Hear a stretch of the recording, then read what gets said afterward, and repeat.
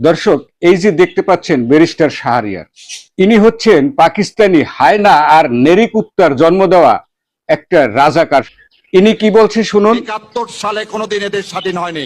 ৭১ সালে কোনোদিন এদের স্বাধীন হয়নি। ১৯৭১ সালে বাংলাদেশ স্বাধীন হয়নি। হ্যাঁ, ও তো ওর মতো করে ঠিকই বলেছে, কারণ ও হচ্ছে পাকিস্তানি নেরিকুত্তা আর হায়নাদের জন্ম দেওয়া একটা জারজ সন্তান, যে কারণে ও এটা বলতে পারছে। ১৯৭১ সালে বাংলাদেশে ৯ মাস পাকিস্তানের সাথে বাংলাদেশের স্বাধীনতার যুদ্ধ হয়নি। কি হয়েছিল? এই নেরিকুত্তা আর হায়নারা লাইন ধরে ওর মায়ের গায়ে বীর্য ঢেলেছিল, সেই বীর্যে এদের জন্ম। দর্শক দেখুন দেখুন, এই যে বলছি পাকিস্তানি নেরিকুত্তারা তা কি খুশি হয়েছে দেখুন তো, দেখুন। কিরে পাকিস্তানি পাঠা, তোর আবার কি হয়েছে? তুই এত ফাল পারস কা? বুঝতে পারছি, বুঝতে পারছেন? এই পাকিস্তানি পাঠায় এও বীর্য ঢালছে।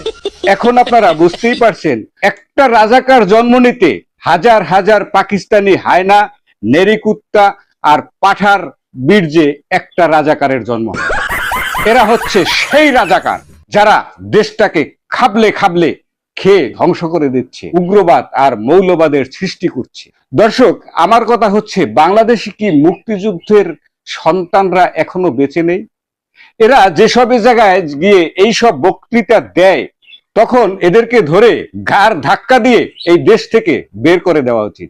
যারা এখনো বাংলাদেশের স্বাধীনতাকে মানতে চায় না, মুক্তিযুদ্ধকে মানতে চায় না, তারা কিভাবে বাংলাদেশে থাকে? এদের তো পাকিস্তানে চলে যাওয়ার কথা। এই পাকিস্তানি জামাতি নেরিকুত্তার জন্ম দেওয়া এই শাহরিয়ার আরো একটি কথা বলেছে, দেখি।